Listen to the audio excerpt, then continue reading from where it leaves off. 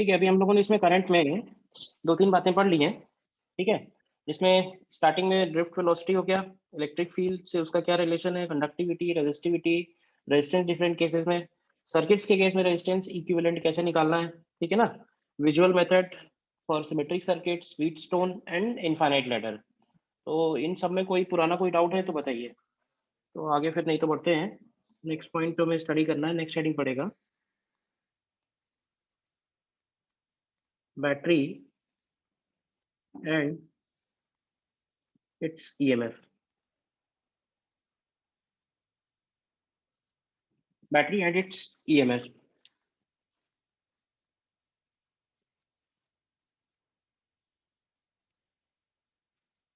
देखो, बैटरी का जो बेसिक पर्पस है वो तो यही बोलते हैं कि battery maintains constant potential difference across the two terminals. अगर हम लोग बैटरी की वर्किंग थोड़ा और डिटेल में देखें तो सपोज ये हो गए terminals A and B. Battery के अंदर दो प्लेट्स हो गई, एक पॉजिटिव प्लेट है और एक नेगेटिव प्लेट है। Positive which is at higher potential and negative which is at lower potential.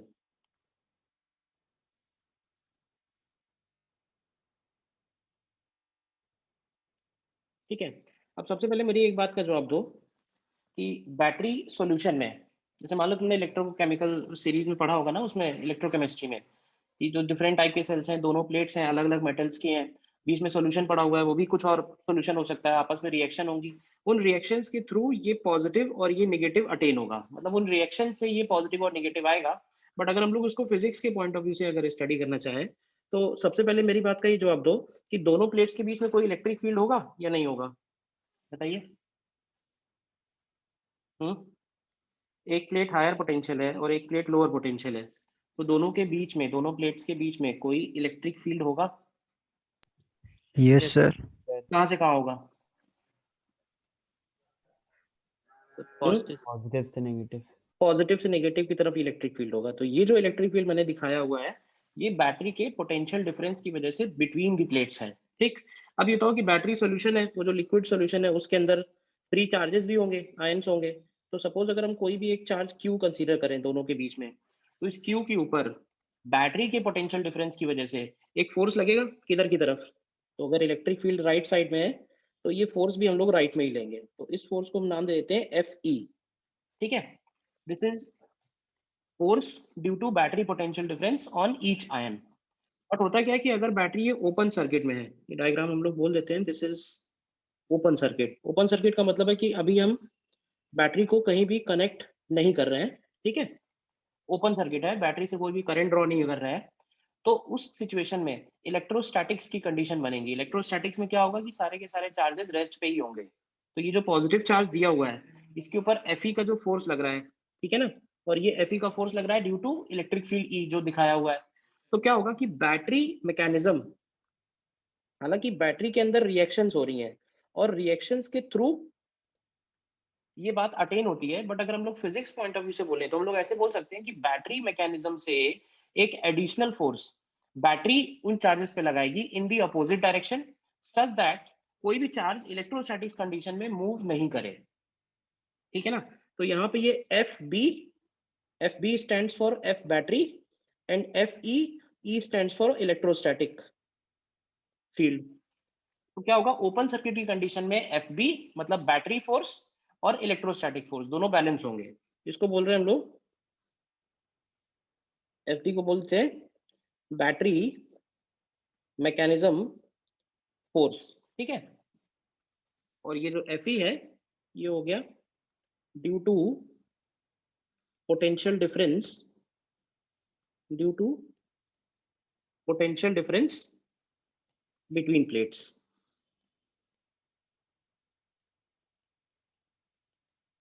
तो शुरुआत में क्या होगा कि एफ बी और एफ ई दोनों बैलेंस करेंगे। अब क्या होगा कि जैसे ही कोई भी चार्ज, मतलब कहने का कोई भी चार्ज दोनों प्लेट्स के बीच में मूवमेंट नहीं करेगा। क्यों?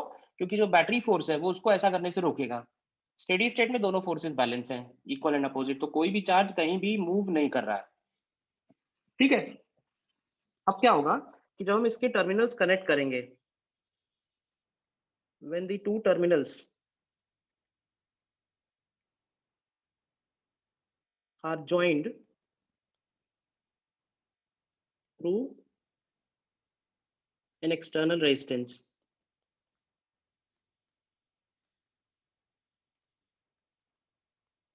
Through an external resistance. अब देखो चार्जेस की नेचुरल टेंडेंसी थी हायर पोटेंशियल से लोअर पोटेंशियल जाने की, बट बैटरी के अंदर से ऐसा पॉसिबल नहीं है। क्यों पॉसिबल नहीं? क्योंकि बैटरी के अंदर एक बैटरी का फोर्स लग रहा है।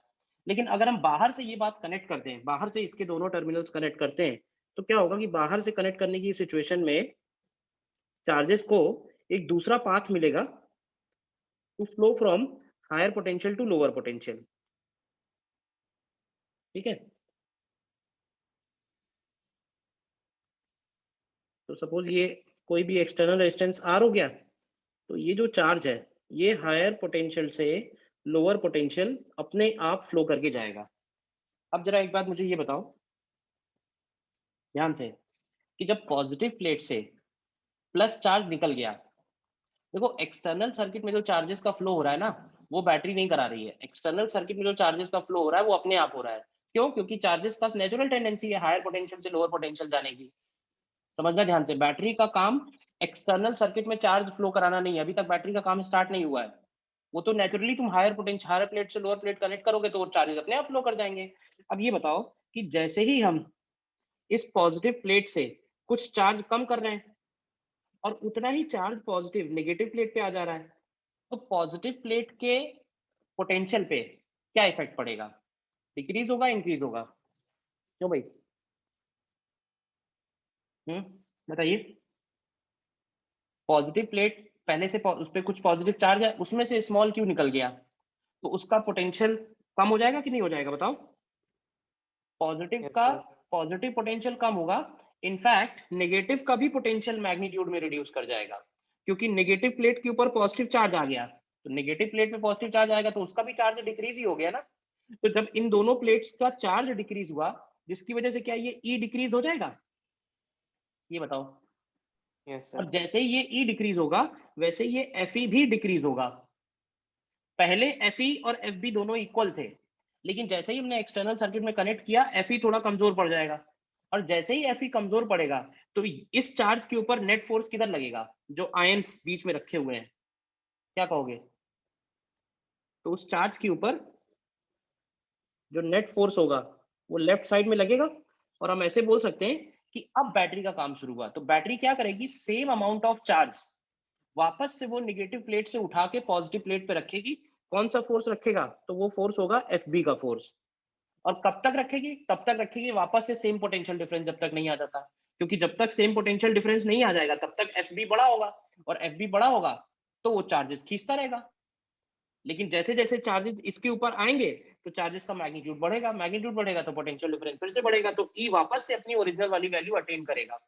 तो बैटरी का काम एक्सटर्नल सर्किट में नहीं है, बैटरी का काम उसके इंटरनल सर्किट में है। तो बैटरी के अंदर चार्जेस का मोशन कहां से कहां हो रहा है, ये बात तुम्हें ध्यान रखनी है। ठीक है ना? तो पॉइंट हमें जो ध्यान रखने वाला है वो ये है कि inside battery same amount of charge flows from negative plate to positive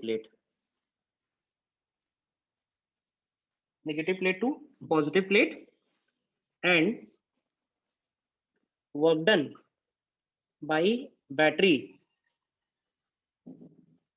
per unit charge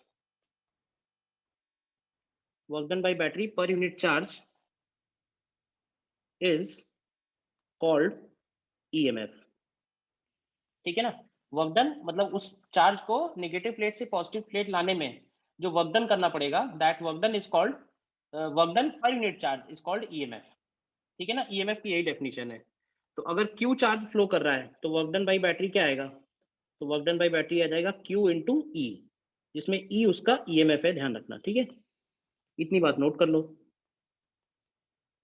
EMF of battery. ठीक है ना? बैटरी का काम एक्सटर्नल सर्किट में चार्ज फ्लो कराना नहीं है। एक्सटर्नल सर्किट में तो चार्ज अपने आप फ्लो करता है। बैटरी का काम शुरू होता है बैटरी के इंटरनल सर्किट में। क्योंकि same amount of charge battery negative plate से पॉजिटिव प्लेट पे खींच के लाएगी वो, और वो खींच के लाने में बैटरी का वर्क डन होगा, क्योंकि नेगेटिव जो है वो लोअर पोटेंशियल है, पॉजिटिव जो है वो हायर पोटेंशियल है। तो लोअर से जब चार्ज उठा के हायर पे रखेगी तो वर्क डन पॉजिटिव करना पड़ेगा। बताइए, क्लियर इतनी बात? तुम्हें जो ध्यान रखने वाली बात है वो ये है, छोटी सी, ये पॉइंट ध्यान रखना है, और ये जो नीचे डब्ल्यू बैटरी का फॉर्मूला लिखा है मैंने वो ध्यान रखना है। ठीक है ना? व्हाट इज ईएमएफ, ये भी तुमको क्लियर हो गया? बताओ। ईएमएफ का फुल फॉर्म तो है इलेक्ट्रोमोटिव फोर्स, लेकिन ये नाम थोड़ा सा मिसनॉमर है। मिसनॉमर का मतलब ये है कि नाम में फोर्स है बट है वो वर्क डन। ठीक है ना? नाम में फोर्स है लेकिन है वो वर्क डन। ठीक है ना? दूसरा पॉइंट जो हमें बैटरी में ध्यान रखना है, वैसे लिखेंगे कि battery delivers charge in external circuit only if same amount of charge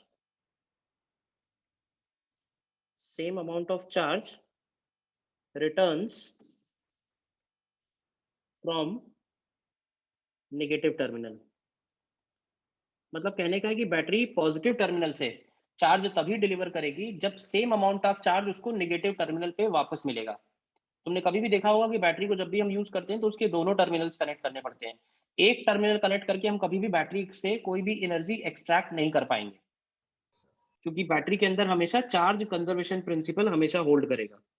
ये जो पॉइंट लिखा हुआ है ये बेसिकली है चार्ज कंजर्वेशन प्रिंसिपल। ठीक है ना? जितना चार्ज पॉजिटिव प्लेट से निकलेगा उतना चार्ज उसके नेगेटिव प्लेट पे पहुंचना जरूरी है। अगर नेगेटिव प्लेट पे पहुंचने का रास्ता नहीं होगा तो पॉजिटिव प्लेट से चार्ज निकलेगा भी नहीं। ठीक है?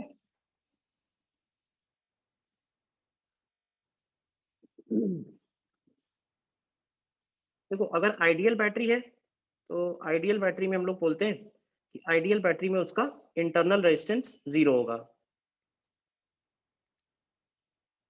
ये जो डायग्राम बनाया मैंने ये है आइडियल बैटरी का। आइडियल बैटरी में VA माइनस VB की वैल्यू प्लस E के इक्वल है। ठीक है? और अगर नॉन आइडियल बैटरी है तो नॉन आइडियल या कह लो प्रैक्टिकल बैटरी, तो प्रैक्टिकल जो बैटरी होगी उसमें कुछ इंटरनल रेजिस्टेंस होगा।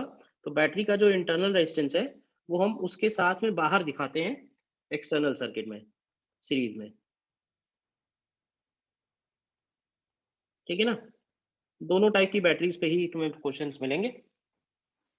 बैटरी के अंदर जो ये चार्ज मूव कर रहा है इसको जो रेजिस्टेंस ऑफर हो रहा है that resistance is called internal resistance. जब वो चार्ज नेगेटिव से पॉजिटिव जा रहा है तो उसके भी कोलिजन हो रहे हैं, तो उन कोलिजन्स के पीछे रिस्पॉन्सिबल है इंटरनल रेजिस्टेंस। तो उस इंटरनल रेजिस्टेंस को हम बाहर दिखा देते हैं उसके साथ सीरीज में। ठीक है? एक पॉइंट और इसमें लिखेंगे, potential difference across battery. Potential difference across battery, देखो इसमें दो तीन केस हैं। बैटरी अगर डिस्चार्ज हो रही है, ठीक है, जैसे पहला वाला केस है कि ओपन सर्किट है। ठीक है? तो ओपन सर्किट के केस में VA माइनस VB की वैल्यू, देखो इलेक्ट्रिकल सर्किट्स में जब भी हम लोग VA माइनस VB निकालेंगे तो इसका मतलब ये होगा कि हमें A से चल के B तक जाना है वायर वायर के थ्रू। मतलब A पॉइंट से B पॉइंट पहुंचना है, किसी भी रास्ते से जाओ लेकिन जाना वायर्स के थ्रू ही है। ठीक है ना? तो अब ये बताओ कि जब हम यहाँ से वायर से जाना शुरू करेंगे A से लेके B तक, तो रास्ते में क्या क्या पड़ेगा? करंट इसमें है नहीं, तो करंट की वैल्यू 0 है। तो ये बताओ ध्यान से, जब ए से चलना शुरू करेंगे तो बैटरी का पहले कौन सा टर्मिनल पड़ रहा है, पॉजिटिव या नेगेटिव? हम्म? जब ए से बी की तरफ जा रहे हैं तो पहले कौन सा टर्मिनल है? बोलिए। पॉजिटिव। पॉजिटिव है तो बस हम यहाँ पे प्लस लिख देंगे, प्लस ई। बोलिए, ठीक है। फिर बैटरी का काम हो गया, आगे बढ़ेंगे। अब इस रेजिस्टेंस के अक्रॉस कोई पोटेंशियल डिफरेंस है या नहीं है? इस केस में, इस केस में नहीं होगा क्योंकि आई की वैल्यू 0 है। तो बस यही इसका पोटेंशियल डिफरेंस हो गया, VA minus VB is equal to E when battery is used in open circuit. Second case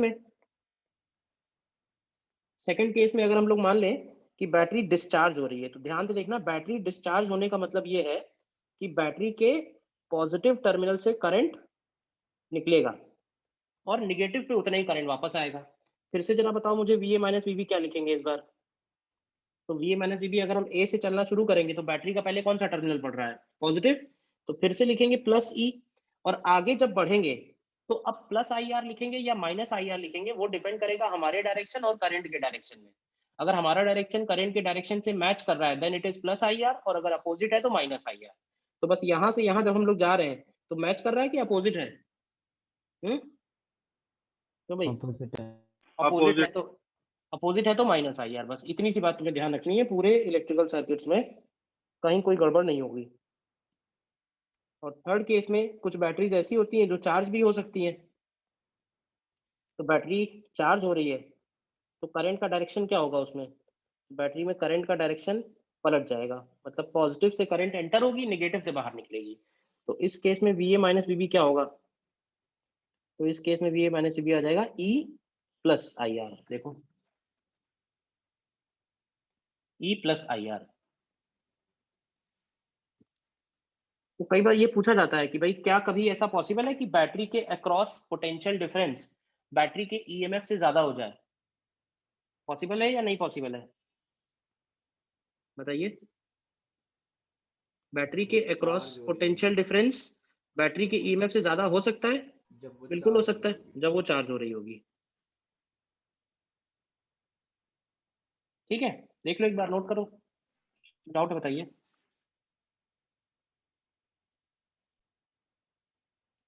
next point देखते हैं फिर। नेक्स्ट है KCL एंड KVL, किरचॉफ्स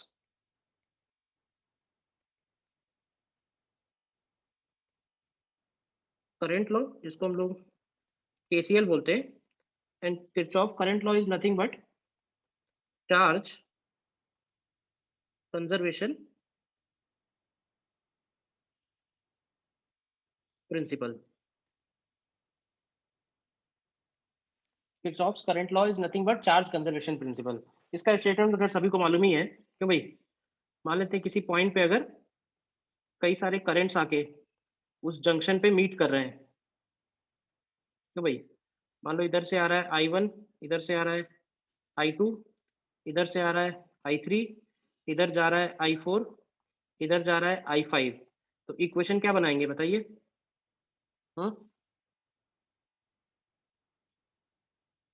क्या इक्वेशन बनेगी इस जंक्शन पे किरचॉफ्स करंट लॉ की? Sir I1 plus I2 is equals to I3, नहीं sir I1 plus I2 plus I3 is equals to I4 plus I5। ठीक है, या तो हम ये लिख सकते हैं sum of incoming currents is equal to sum of outgoing currents, या फिर हम लोग ऐसे भी लिख सकते हैं कि sum of all incoming currents is 0। ऐसा नहीं हो सकता कि सारी तरफ से करंट आ रही हो, तो कुछ पॉजिटिव होंगी कुछ नेगेटिव होंगी। तो I1 plus I2 plus I3 minus I4 minus I5 is equal to 0। ठीक है, this is Kirchhoff's current law. And the second one is Kirchhoff's voltage law.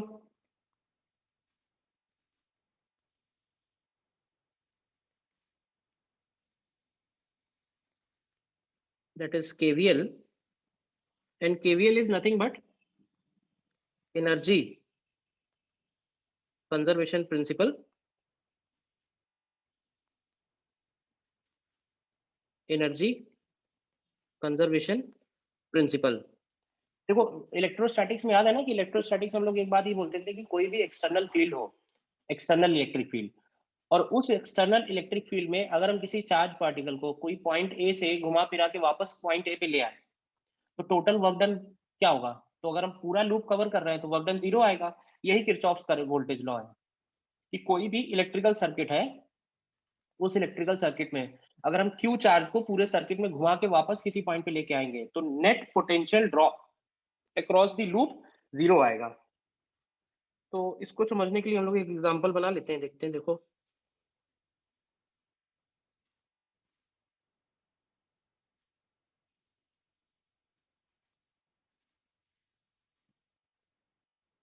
देखना ध्यान से, इस सर्किट में हम कई सारी बैटरीज और रेजिस्टेंसेस ले लेते हैं।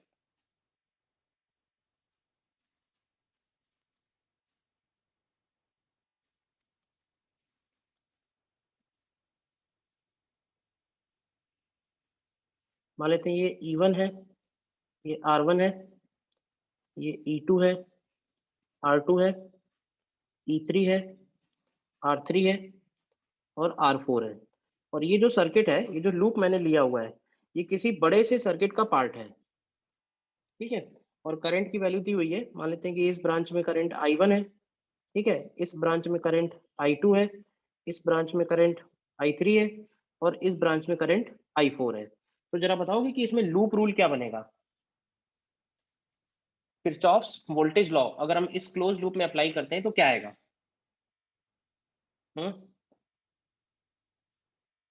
तो भाई बताइए। देखो किरचॉफ वोल्टेज लॉ लगाने का मतलब है, जैसे ये पॉइंट ए है तो हम लोग पॉइंट ए से चल के वापस पॉइंट ए आएंगे, तो जितने भी ड्रॉप पड़ते जाएंगे, मैंने बताया कि भी ड्रॉप कैसे लिखना है। तो अगर हम पॉइंट ए से चल रहे हैं तो जरा बताओ, पॉइंट ए से चल अगर राइट साइड में चलेंगे, क्लॉकवाइज घूम रहे हैं, तो सबसे पहले क्या लिखना चाहिए? सही minus sir, E1 I1 R1 minus E1 सबसे पहले लिखेंगे -E1, फिर माइनस प्लस माइनस या I1 plus? Plus R1 I plus I1 plus R1 I1 R1, current की डायरेक्शन में है तो प्लस, करंट के अपोजिट है तो माइनस। चलो आगे बढ़ते जाओ। Plus plus I4 I4 R4 I4 R4 plus four, minus I4 I3 R R3 minus I3 R3 minus E3 minus E3, फिर plus I2 R2 plus I2 R2, plus ठीक है, E2। Plus E2 equal to 0। तो बस ये equation बन गई। तो देखा जाए तो बस ये दो बेसिक प्रिंसिपल हैं, इनसे हम पूरे इलेक्ट्रिकल सर्किट सॉल्व कर सकते हैं बस।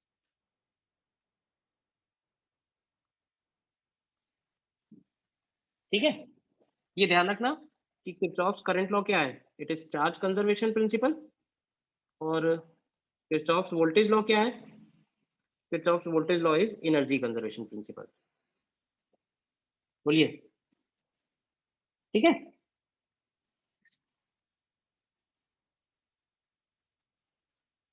आगे बढ़ते हैं फिर हम लोग सर्किट्स में।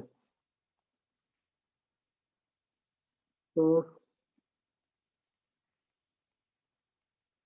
डीसी सर्किट्स में देखो, सर्किट सॉल्व करने के कितने मेथड हैं? तो ऐसे समझ लो कि सर्किट सॉल्व करने के कम से कम 20 मेथड हैं। एक ही सर्किट तुम 20 अलग अलग तरह से सॉल्व कर सकते हो। तो 20 मेथड पढ़ने का कोई सिग्निफिकेंस नहीं है, ठीक है।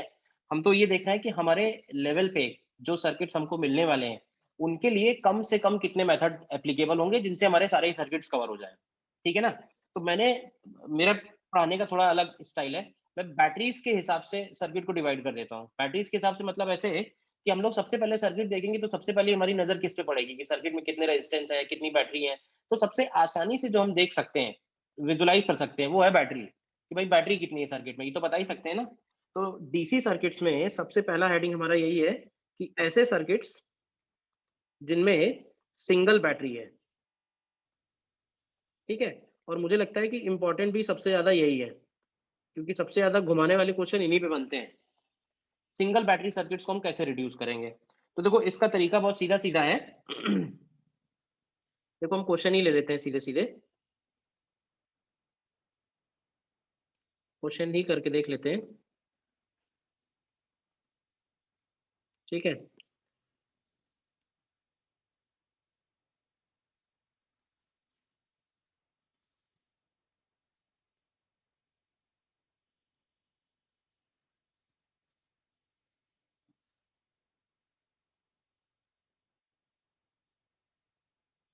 मान लेते हैं कि ये सिंगल बैटरी सर्किट है और इसमें रेजिस्टेंसेस दिए हुए हैं,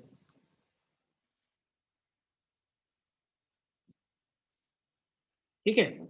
रेजिस्टेंस है, मान लेते हैं कि ये 3 ओम है, 6 ओम है, 4 ओम है, 4 ओम है, और ये जो बैटरी लगा रखी है ये है 12 वोल्ट।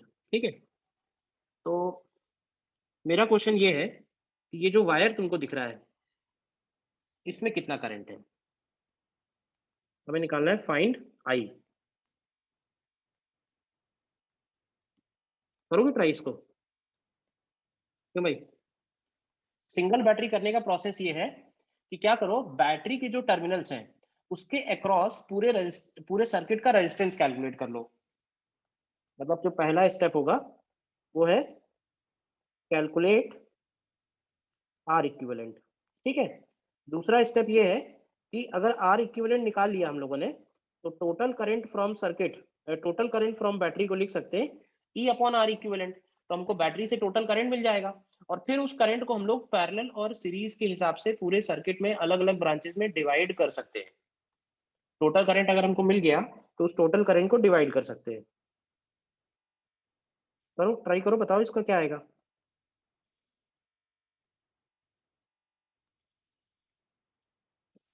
देखो मैं वेट कर रहा हूँ, बताओ करंट आई निकालना है।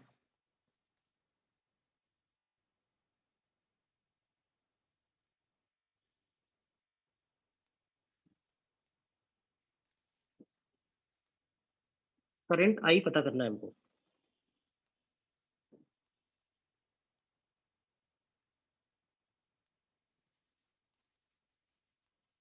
इस ब्रांच में कितना करंट है, ऊपर है नीचे ये नहीं मालूम है, तो एरो चाहो तो हटा दो।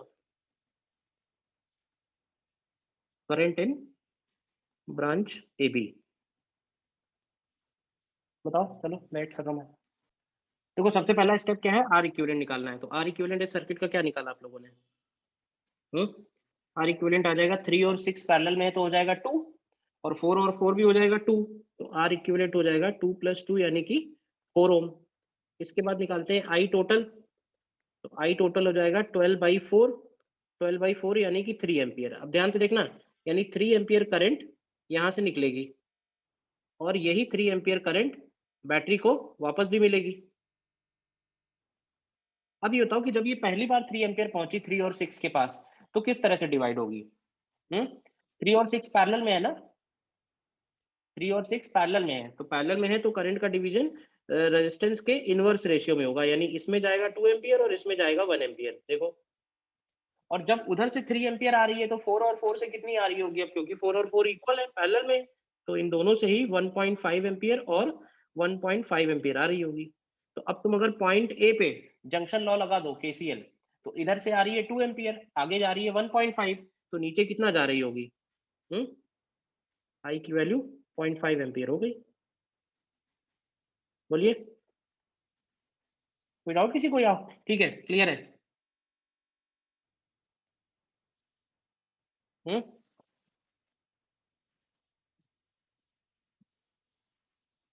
कोई डाउट किसी को या क्लियर है?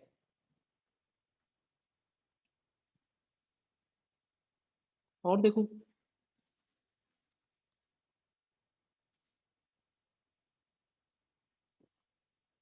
इसमें हमने आपको निकालना है in the circuit shown the current through each resistance.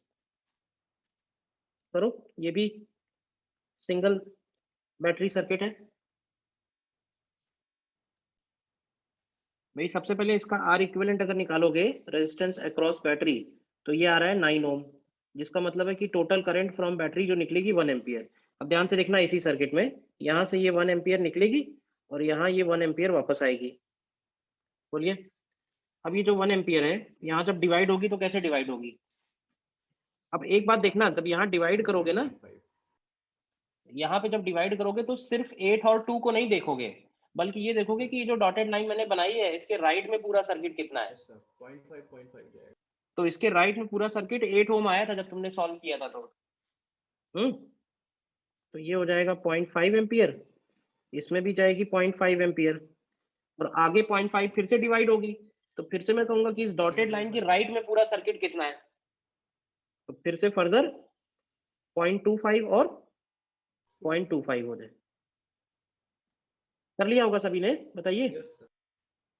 तो सिंगल बैटरी सर्किट, खैर उतना डिफिकल्ट नहीं है, सीधा सीधा ही है।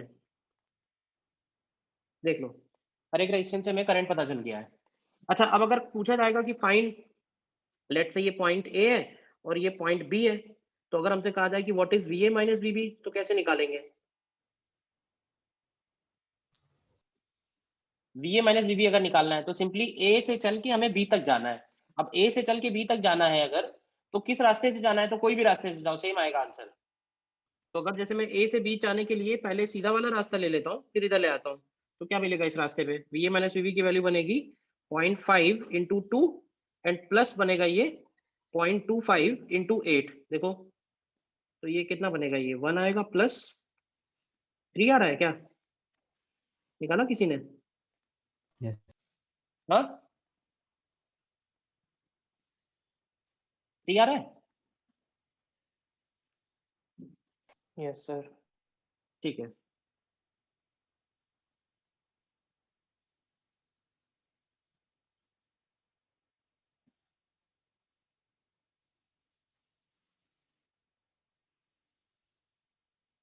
ठीक है। दूसरा, ये तो होगा सिंगल बैटरी सर्किट। तो इसमें वो सारे सर्किट कवर हो जाएंगे तुम जहां पे भी आर इक्विवेलेंट निकाल सकते हो। आर इक्विवेलेंट तुम जितने भी सर्किट्स का निकाल सकते हो, वो सारे के सारे सर्किट्स यहाँ पे कवर हो जाएंगे। Then second point is, multiple battery circuits. और मल्टीपल बैटरी सर्किट्स में पहला केस लेके चलते हैं, using battery combination. Battery combination फॉर्मूले से हम बैटरीज को रिड्यूस कर सकते हैं सिंगल बैटरी में। तो जो सिंगल बैटरी सर्किट्स के लिए पढ़ा हुआ है वही हम मल्टीपल बैटरी से भी लगा सकते हैं, उन सभी जगह जहां पे भी हम बैटरीज को बैटरी कॉम्बिनेशन से रिड्यूस कर पाएंगे। तो बैटरी कॉम्बिनेशन से रिड्यूस करने का मतलब क्या है, देख लो ध्यान से। जैसे मान लो कि ये एक बैटरी है, ठीक है, ये दूसरी बैटरी है, ये तीसरी बैटरी है, इस तरह से। Let's say E1 R1, E2 R2, E3 R3। तो इन तीनों के बदले अगर हमको इसको एक सिंगल बैटरी में कन्वर्ट करना है, तो याद है किसी को फॉर्मूला? क्या फॉर्मूला होता है? इन तीन बैटरीज को अगर हमें सिंगल बैटरी और सिंगल रेजिस्टेंस में कन्वर्ट करना है, तो यहाँ से ई इक्विवेलेंट निकल के आएगा। सीरीज में ईएमएफ डायरेक्ट ऐड होता है, ऐसे समझ लो। तो क्योंकि तीनों का सेंस सेम है, तो तीनों के ईएमएफ ऐड हो जाएंगे। और रेजिस्टेंस तो सीरीज में ऐड होता ही है, तो रेजिस्टेंस हो जाएगा R1 plus R2 plus R3। तो ये हो गया सीरीज कॉम्बिनेशन के लिए। और इसी तरह से पैरेलल के लिए देख लो।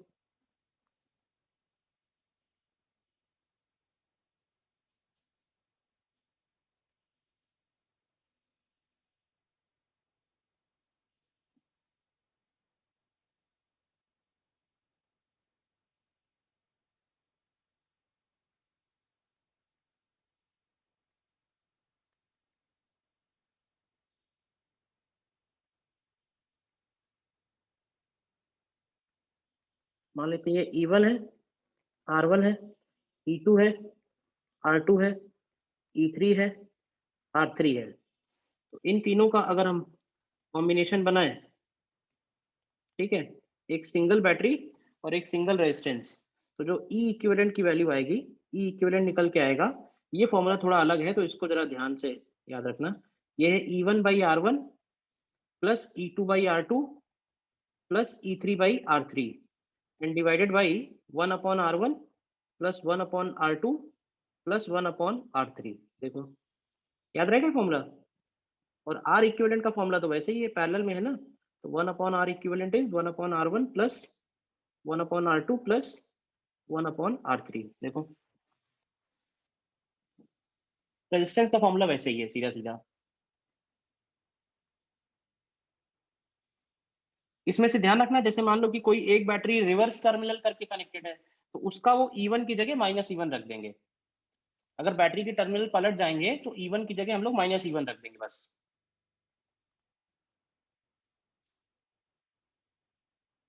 ठीक है, बताओ।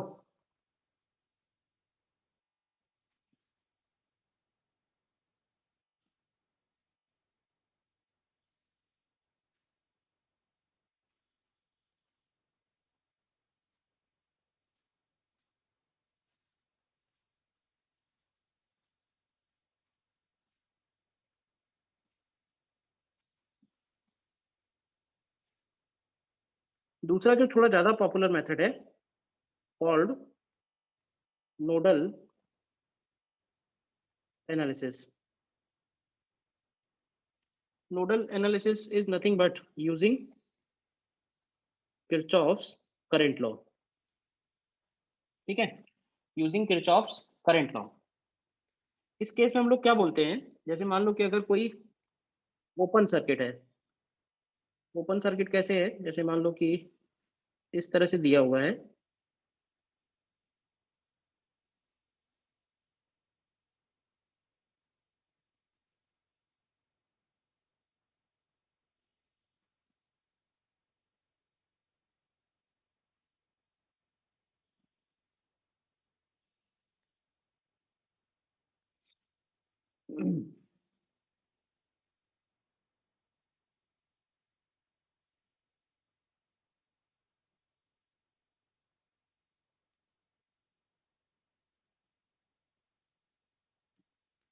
मान लेते हैं ये दिया है 12 वोल्ट 1 ओम 3 वोल्ट 5 ओम 6 वोल्ट 2 ओम.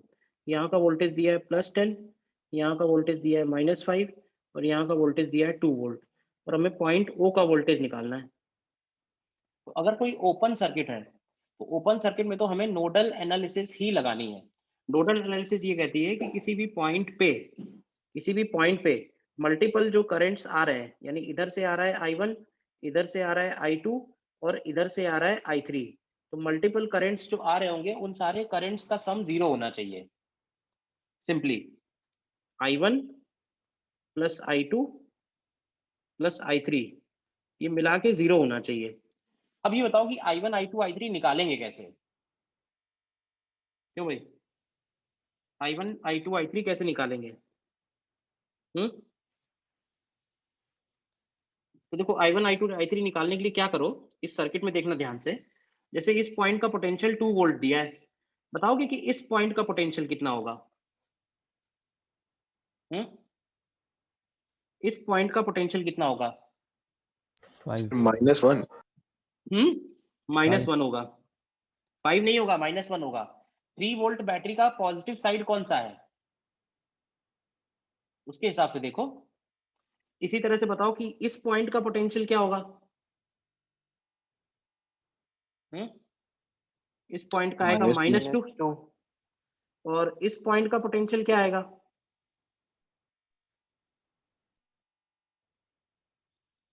+1. -1. ध्यान से. अरे माइनस कैसे भाई, +1. +1 भी क्यों होगा भाई, गड़बड़ बता रहे हो.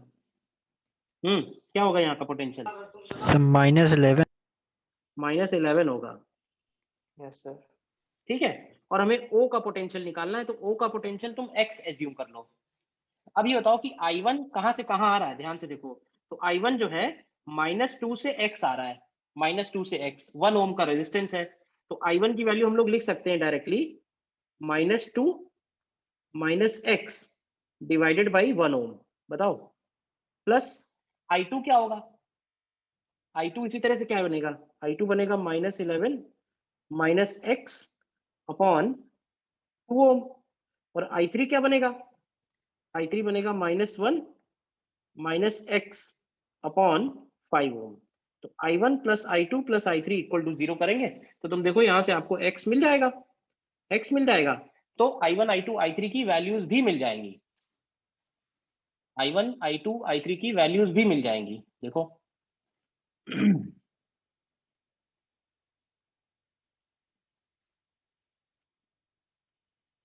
I1, I2, I3 की वैल्यूज भी मिल जाएंगी. तो अगर कोई ओपन सर्किट है तो उसमें तो हमारी मजबूरी है कि हमें नोडल ही अप्लाई करना है बस. देखो ध्यान से नोट करो, बताओ कहीं डाउट है तो. इसके अलावा जैसे कोई क्लोज सर्किट है जिसमें बैटरीज कुछ ज्यादा ही लगी हुई हैं, नोडल लगाएंगे ये पता कैसे चलेगा? तो मैं तो ऐसे सोचता हूँ कि जहाँ थोड़ी बैटरी ज्यादा दिख रही है वहां पे नोडल लगाना ज्यादा बेनिफिशियल होता है. तो यही देखो कि बैटरी, ऐसा तो नहीं कहीं बैटरी ज्यादा दिख रही हो. तो मान लेते हैं कि ये एक सर्किट है, ठीक है.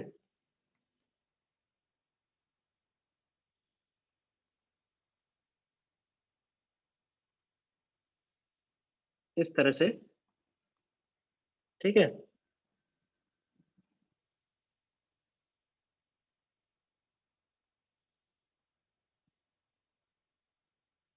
इस तरह से सर्किट है।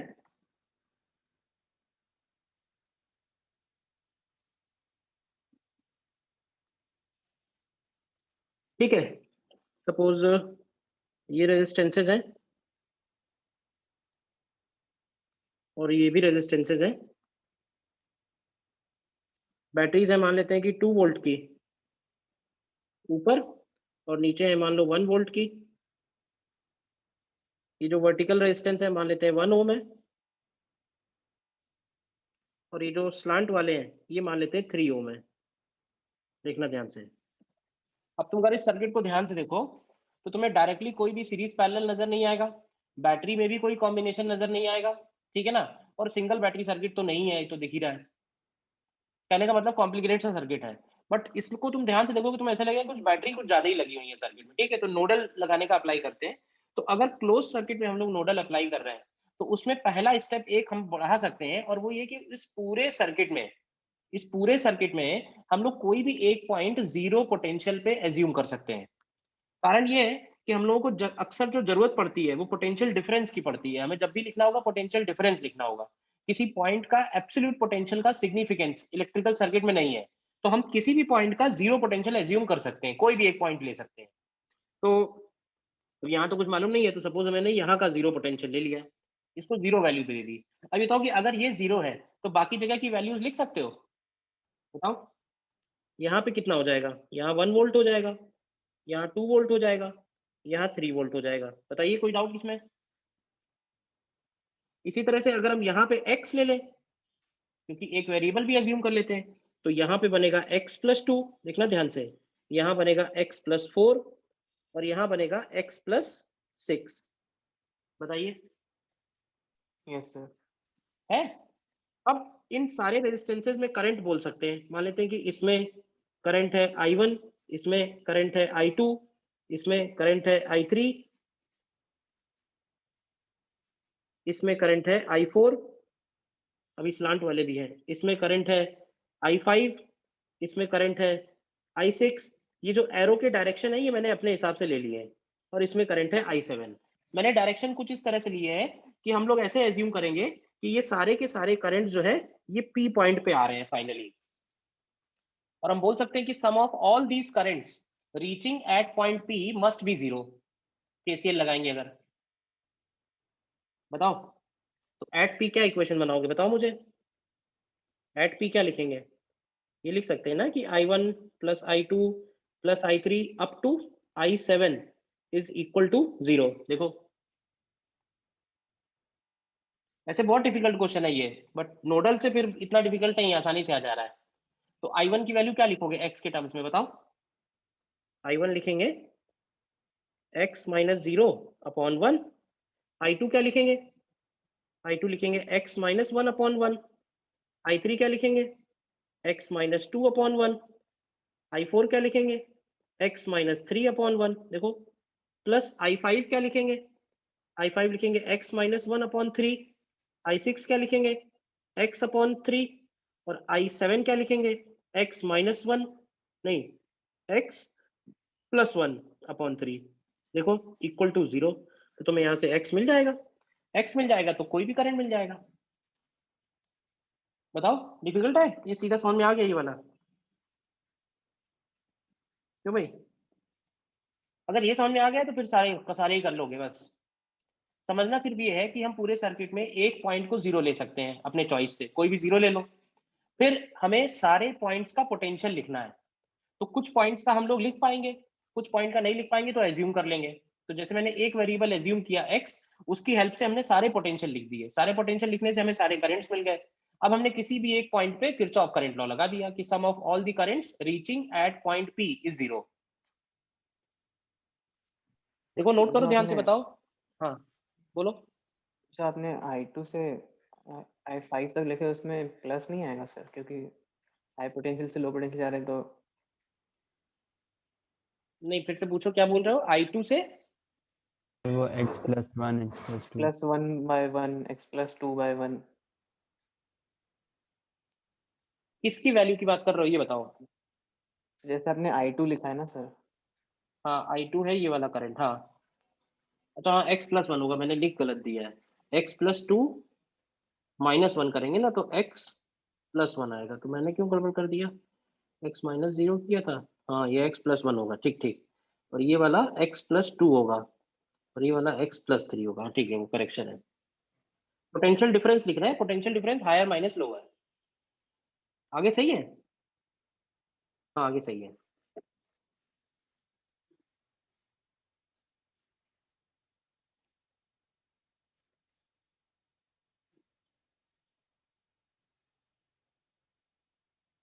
बोलिए और कुछ doubt.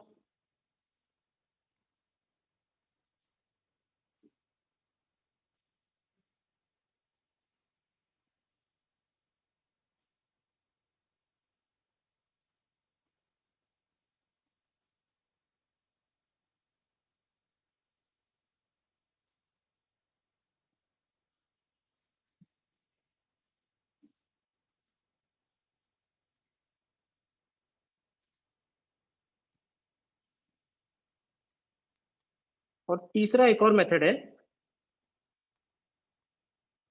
Using loop rule. Loop rule मतलब using KVL simply. And loop rule थोड़ा सा बोरिंग सा ही मेथड है।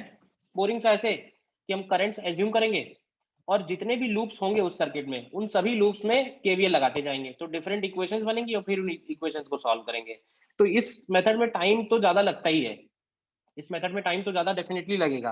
बट हाँ ये है कि अगर इक्वेशन सॉल्व कर सकते हो, फुर्सत में हो, तो कोई भी दुनिया का सर्किट इससे सॉल्व भी हो जाएगा। बस इक्वेशन सॉल्व करने की हिम्मत होनी चाहिए। तो एग्जांपल लेते हैं इसमें, उसी से समझ लेते हैं। देखिए ये क्वेश्चन आपके सामने है, सितंबर अटेम्प्ट का ही है, और इसको हम लोग दोनों मेथड से करके देखेंगे, केवीएल से भी और नोडल से भी, ठीक है। देखो करो, पहले ट्राई करोगे, करो। हालांकि क्वेश्चन तो बहुत सिंपल सा है, उसमें केवीएल एवीएल सब लगाने की जरूरत भी नहीं है। क्यों, आया आंसर, नहीं आया? हमें पूछा क्या गया है ये देखो जरा ध्यान से।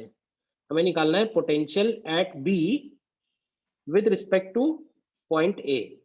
इसका मतलब हमें निकालना है यहाँ पे V B minus V A की वैल्यू, ठीक है।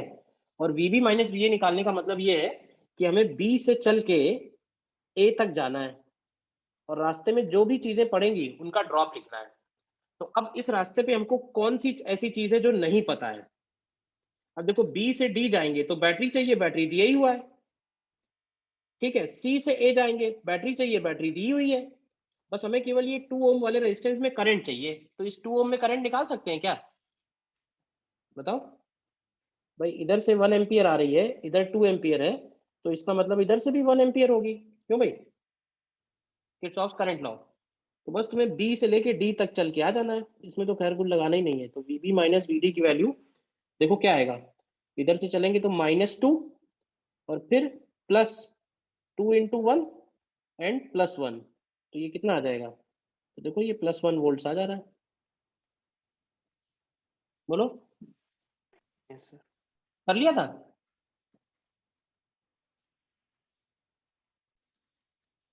नेक्स्ट देखो, ये देखो नेक्स्ट, ये भी सितंबर अटेम्प्ट का ही है। देखो करो ट्राई। देखो इसमें क्या करना चाहोगे, कैसे करना है। अगर नोडल से करें देखो, तो नोडल से हम लोग क्या कर सकते हैं, किसी भी एक पॉइंट पे जीरो पोटेंशियल ले लेते हैं। तो यहाँ जीरो हो गया, देखना ध्यान से। तो क्या यहाँ पे +10 होगा, बताओ।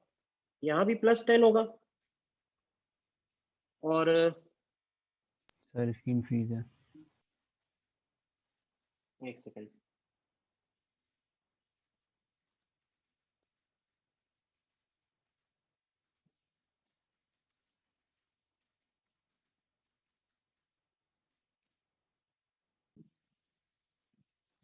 देखो मैंने यहाँ पे नीचे जीरो लिया हुआ है, तो क्या यहाँ +10 हो जाएगा, बताओ। और यहाँ भी +10 हो जाएगा। यहाँ तक कोई डाउट बताओ? No sir. अच्छा, अब क्या है देखो, जैसे एक ही ब्रांच में दो रेजिस्टेंस लगे हों, एक ही ब्रांच में दो रेजिस्टेंस लगे हों, तो हम लोग क्या कर सकते हैं कि उन दोनों को एक साथ भी कर सकते हैं, उससे कोई फर्क थोड़ा पड़ेगा। मतलब मैं ये बात कर रहा हूँ किसके लिए, मैं बात कर रहा हूँ 5 और 2 के लिए। तुम ध्यान से देखो 5 और 2 सीरीज में है या नहीं है, बोलो। तो हम चाहें तो 5 और 2 को कंबाइन करके हम 7 बना सकते हैं, या एक काम कर सकते हो कि इस रेजिस्टेंस को इधर शिफ्ट कर दो और इस बैटरी को इधर शिफ्ट कर दो, जिससे कि ये कुछ इस तरह से हो जाए सिनेरियो, मतलब 2 ओम इधर हो जाए और बैटरी इधर हो जाए। ध्यान रखना बैटरी के टर्मिनल्स चेंज नहीं होने चाहिए, ठीक है। ये बैटरी हो गई 20 वोल्ट और ये रेजिस्टेंस हो गया, मतलब मैंने आगे पीछे कर दिए। तो अब क्या है, आगे पीछे करने के बाद अगर हम यहाँ पे वोल्टेज x ले लें, ध्यान से देखो, तो अगर यहाँ पे वोल्टेज x है तो क्या यहाँ का वोल्टेज x + 20 हो जाएगा, बोलिए। तो अब यहाँ से देखो हम किसी भी एक पॉइंट पे KVL लगा सकते हैं, किरचॉफ करंट लॉ। तो ऐसे बोल सकते हैं कि इधर जाने वाला करंट I1, इधर जाने वाला करंट I2 और इधर जाने वाला करंट I3, इन तीनों का सम 0 होगा। I1 + I2 + I3 is equal to 0। तो जरा बताओ मुझे I1 की वैल्यू क्या बनेगी। I1 की वैल्यू बनेगी x - 0/4, I2 की वैल्यू x - 10/10 और I3 की वैल्यू बनेगी, ध्यान से देखना, x + 20 - 10/5 + 2, ठीक है। And this is equal to 0। तो आप यहाँ से x निकालो, x आ जाएगा तो I1 I2 I3 तीनों आ जाएंगे। तो I1 की वैल्यू पुट करके देख लेना, x की वैल्यू प्लस में आती है कि माइनस में आती है, तो आंसर मैच कर जाएगा। माइनस में आएगी तो इसका जो हमने निकाला है उससे डायरेक्शन अपोजिट होगा।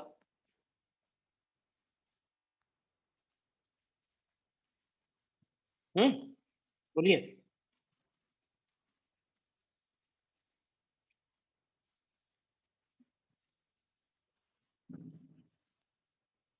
बताओ क्या आ रहा है x का वैल्यू।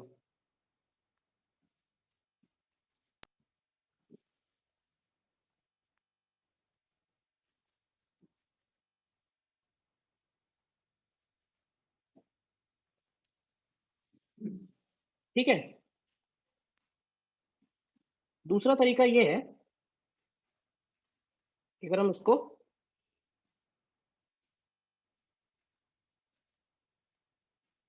KVL से करें, देखो KVL से कैसे करेंगे।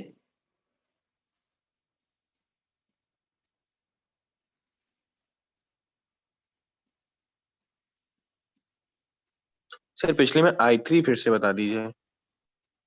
I3 लिखने के लिए क्या किया हमने ना, ये वाला इधर वाला लूप देखो, ये जब 2 हमने इधर कर दिया तो 2 और 5 7 हो जाएगा, ये बताओ। और यस सर। और पोटेंशियल, अब इस पॉइंट का पोटेंशियल x + 20 है और इस पॉइंट का 10 है, मतलब यहाँ पे x + 20 है, यहाँ 10 है और I3 लिखना है हमको, तो पोटेंशियल डिफरेंस कितना लिखोगे, x + 20 - 10 अपॉन बीच में जो रेजिस्टेंस है। Okay sir.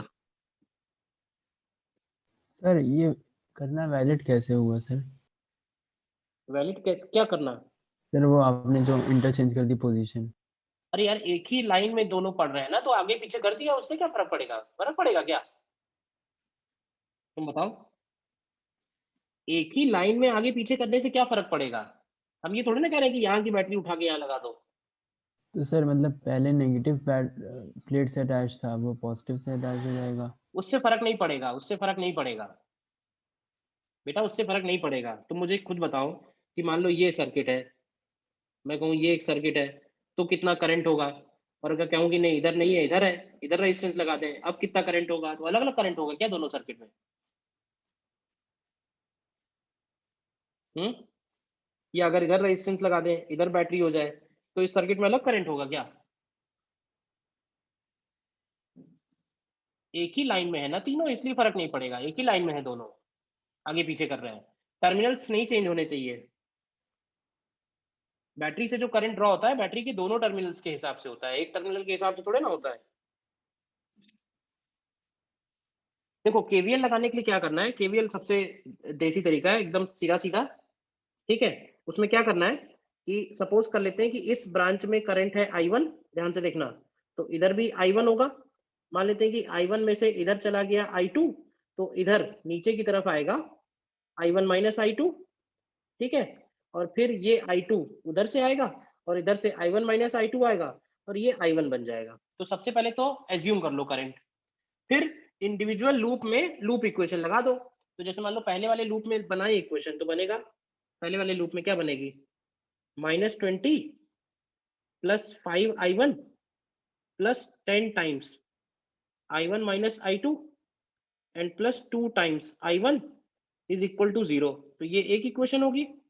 और दूसरे लूप में अगर बनाए तो +10 प्लस 4I2 एंड माइनस का 10 I1 माइनस I2, क्योंकि वो 10 में ऊपर की तरफ जा रहे हैं, इक्वल टू 0। तो ये इक्वेशन 2 हो गई। तो I1 I2 में 2 इक्वेशन है, 2 अननोन है, निकल आएंगे I1 I2।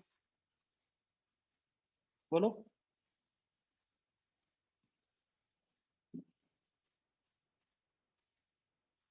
क्लियर है या नहीं, बताओ।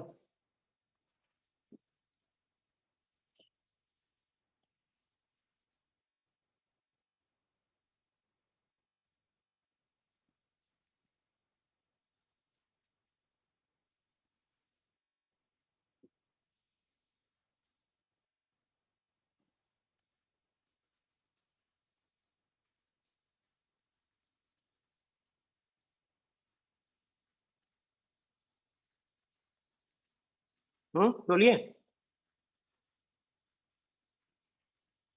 क्लियर है। तो इसमें करके देखना, फिर सर क्वेश्चंस तो बहुत सारे मिलेंगे आपको। हाँ बताओ। सर जैसे आप वो ऊपर वाले मेथड में किसी भी पॉइंट पे जीरो पोटेंशियल एज्यूम कर लेते हैं, हाँ तो सर अगर क्वेश्चन में पूछा गया कि पोटेंशियल डिफरेंस उसी पॉइंट में और किसी और पॉइंट के बीच में बनाओ, तो हम किसी और पॉइंट को जीरो एज्यूम करके सॉल्व कर देंगे। अरे देखो, पोटेंशियल डिफरेंस पूछा जाएगा सर्किट में, तो पोटेंशियल डिफरेंस थोड़े ना इस बात पे डिपेंड करेगा कि तुमने जीरो कहाँ लिया है। डिफरेंस में तो जीरो बात रहेगी नहीं ना, रेफरेंस लिया है वो हम लोगों ने। पोटेंशियल डिफरेंस में इस बात का फर्क नहीं पड़ेगा कि तुमने जीरो कहाँ लिया है, तो कहीं भी जीरो लेके सॉल्व करना शुरू कर दो। Yes sir. ठीक है। और एक पॉइंट और है इसमें, power in DC circuits. Power in DC circuits, तो इसमें पहला पॉइंट है पावर लॉस इन रेजिस्टेंस। तो ये तो फॉर्मूले हैं, कुछ तुम्हें मालूम भी होंगे। तो रेजिस्टेंस में अगर आई करंट फ्लो कर रहा है, तो जो पावर लॉस है उसको हम लोग V इंटू आई भी लिख सकते हैं, उसको हम लोग आई स्क्वायर आर भी लिख सकते हैं, और उसको हम लोग V स्क्वायर अपॉन आर भी लिख सकते हैं। क्यों भाई, ठीक है ना। मतलब वोल्टेज पता है उसके अक्रॉस, तो V स्क्वायर बाई आर लगा दो। करंट पता है तो आई स्क्वायर आर लगा दो। V और I पता है तो V इंटू आई लगा दो। और हीट कितना जनरेट होगा, तो हीट जनरेटेड बनेगा इसी पावर का इंटीग्रेशन, ठीक है ना। अब वो अगर कांस्टेंट होगा तो टाइम का डायरेक्टली मल्टीप्लाई कर देंगे, वो कांस्टेंट नहीं होगा तो इंटीग्रेट करेंगे, ठीक है। Second point is power delivered और consumed by a battery. Power delivered और कंज्यूम्ड बाय अ बैटरी। तो देखो बैटरी जो पावर डिलीवर करेगी उसको हम लोग लिखते हैं E इंटू आई, ठीक है, जिसमें E उसका ईएमएफ है और I करंट बनेगा। अगर बैटरी डिस्चार्ज हो रही है तो बैटरी पावर डिलीवर कर रही है, और अगर बैटरी चार्ज हो रही है तो बैटरी पावर कंज्यूम कर रही है, ठीक है।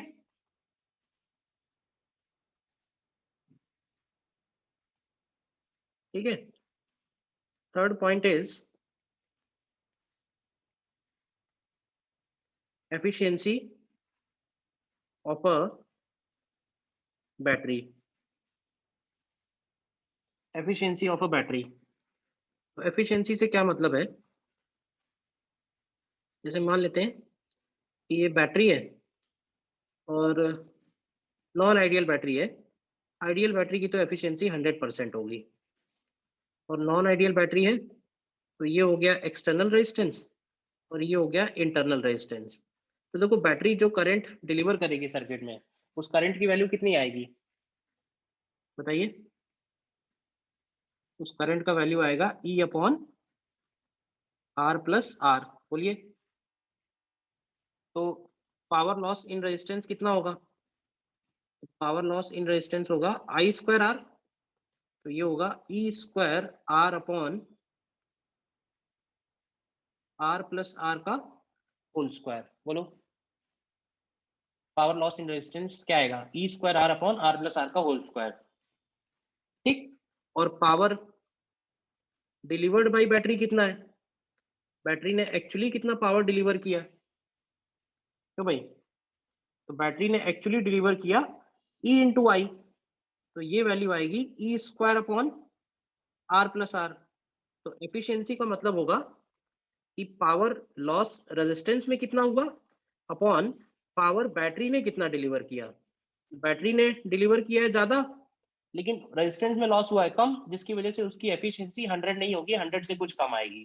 तो ये अगर वैल्यू निकालते हैं तो ये वैल्यू निकल के आएगी R upon R plus r. तो ये भी एक छोटा सा फॉर्मूला ध्यान रखना। Efficiency of a battery when connected in external resistance R, when connected to external resistance capital R। देखो पहले ये तीनों पॉइंट्स में कोई डाउट है तो?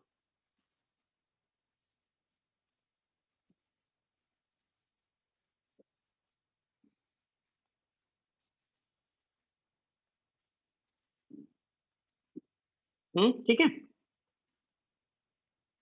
फिर एक पॉइंट है maximum power transfer theorem. Maximum power transfer theorem, और इसके लिए हम लोग यही वाला सर्किट कॉपी कर लेंगे जो ऊपर अभी बनाया हुआ है। ठीक है। Maximum power transfer theorem simply says कि ये जो एक्सटर्नल रेजिस्टेंस R है, ठीक है, इस एक्सटर्नल रेजिस्टेंस R में जो पावर का लॉस हो रहा है वो मैक्सिमम लॉस हो, तो उसके लिए कैपिटल R और स्मॉल r में क्या रिलेशन होना चाहिए? तो देखो पावर लॉस का फॉर्मूला है, पावर लॉस निकाला हम लोगों ने E square capital R upon R plus r का होल स्क्वायर। तो अगर हमें इस वैल्यू को मैक्सिमाइज करना है, ठीक है, तो क्या कर सकते हैं? तो dp upon D capital R को जीरो कर सकते हैं और इसको सॉल्व करेंगे तो कैपिटल R की वैल्यू स्मॉल r के इक्वल आएगी। चाहे तो सॉल्व करके देख लो, मैं वेट कर रहा हूँ, या अगर कर रखा है याद है तो अच्छी बात है। Battery will deliver maximum power to the external resistance when external resistance and internal resistance of battery are equal in magnitude। External में जो लॉस हो रहा है अगर हमें उसको मैक्सिमाइज करना है तो उसके लिए कैपिटल R और स्मॉल r की वैल्यू सेम होनी चाहिए। This is called maximum power transfer theorem.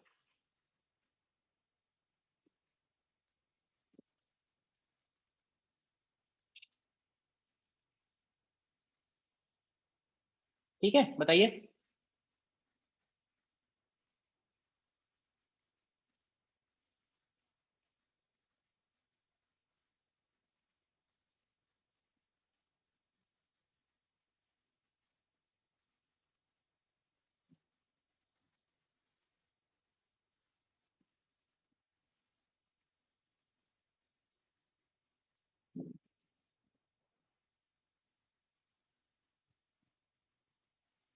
Yes.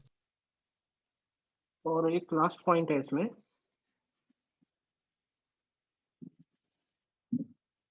That is electric bulb.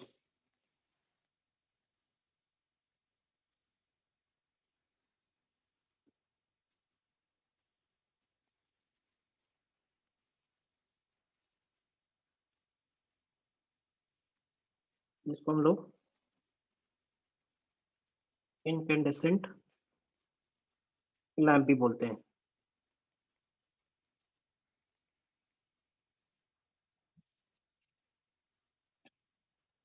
देखो इलेक्ट्रिक बल्ब, वैसे तो ये इलेक्ट्रिक बल्ब अब आजकल तो यूज होता नहीं है, बट हो सकता है तुमने देखा हो बचपन में कभी, अब तो आजकल सब ट्यूबलाइट और CFL ही यूज हो रही है।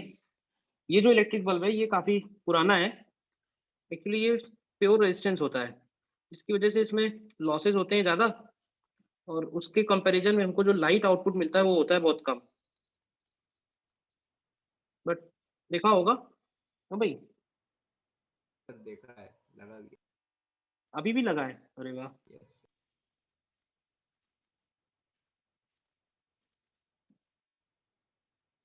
तो electric bulb is simply a resistance, ठीक है।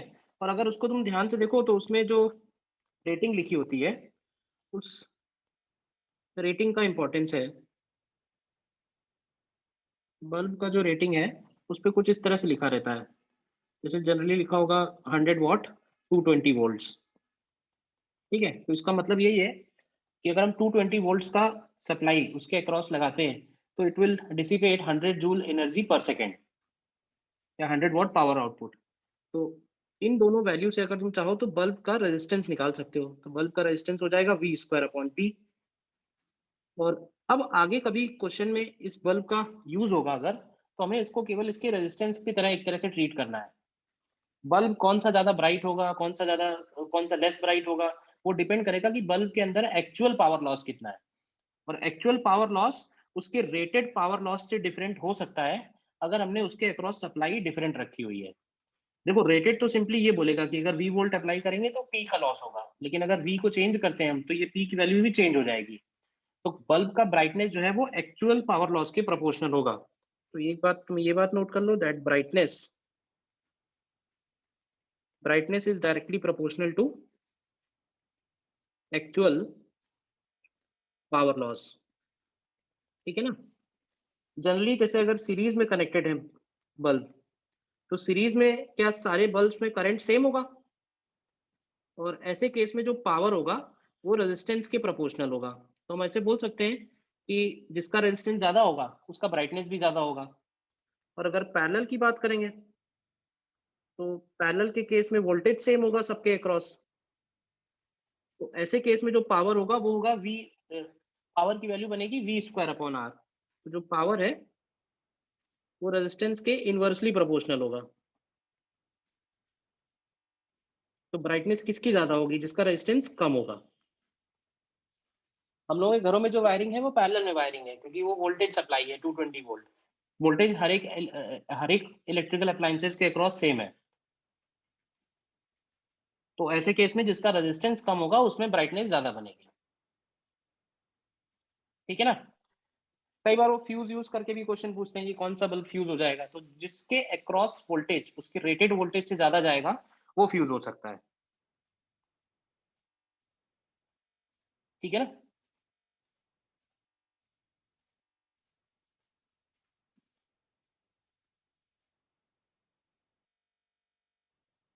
बेसिक बातें बस इतनी ही है पावर में। क्वेश्चंस थोड़े से और एक दो देख लेते हैं।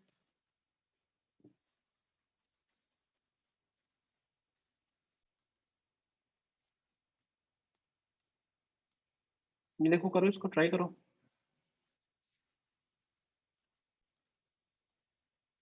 सीधा ही है, इसमें देखो पावर लॉस अगर लिखेंगे तो वोल्टेज गिवन है, रेजिस्टेंस गिवन है, तो पावर लॉस की वैल्यू V²/R हो जाएगी। और 1 kg वाटर है उसको हमें कंप्लीटली इवेपोरेट करना है, तो पहले 20 से वो 100 जाएगा, फिर 100 पे वो स्टीम पे कन्वर्ट होगा। तो भाई, तो हम लोग ऐसे लिखेंगे कि V²/R के रेट से तो पावर लॉस हो रहा है, और इनटू टाइम t कितना हीट जनरेट करना है। तो हीट हमें इतना जनरेट करना है कि 1 kg वाटर, तो पहले तो m into s into delta T हो जाए, डेल्टा टी मतलब 100 पे पहुंच जाए, और फिर उसके बाद प्लस 1 kg इंटू इवेपोरेट हो जाए कंप्लीटली। तो ये होना चाहिए 2260 किलो जूल है, तो इंटू 10⁻³ और रहेगा। तो यहाँ से आपको टी की वैल्यू पहले सेकंड्स में निकल के आएगी, फिर तुम्हें मिनट्स में भी कन्वर्ट करनी पड़ेगी। कैलकुलेशन ही है ज़्यादा फालतू, इक्वेशन तो सीधी है ना।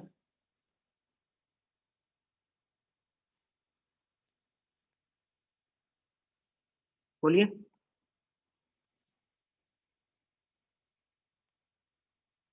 और देखो, ये देखो क्वेश्चन नंबर 5।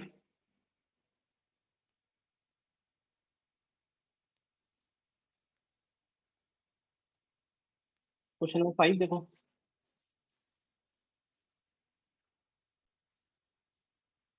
देखो बैटरी तो इन तीनों ही फिगर्स में सेम है। रेजिस्टेंस में देखना है किस केस में सबसे कम आएगा, क्योंकि पावर लॉस को हम लोग बैटरी के वोल्टेज के हिसाब से अगर लिखें तो V²/R बनेगा। तो R की वैल्यू चेक करो किस केस में मिनिमम है।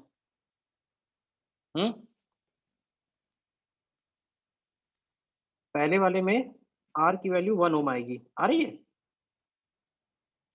दूसरे वाले में R की वैल्यू 0.5 ओम आएगी और तीसरे वाले में R की वैल्यू 2 ओम आएगी। तो हम लोग सीधे सीधे बोलेंगे कि पावर लॉस इज V²/R, तो इनवर्सली प्रोपोर्शनल टू रेजिस्टेंस है। तो यहाँ से P2 जो होगा वो मैक्सिमम होगा, फिर P1 होगा और फिर P3 होगा।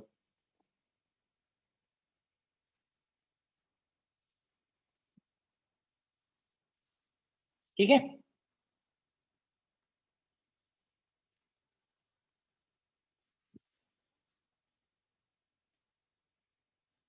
अब इसमें कर लेना क्वेश्चन, ठीक है ना। जो बचा हुआ है चैप्टर है वो बस ammeter, voltmeter, meter bridge and potentiometer, ये 4 चीजें बची हैं। इनको छोड़ के बाकी सारे प्रॉब्लम हो जाएंगे अब।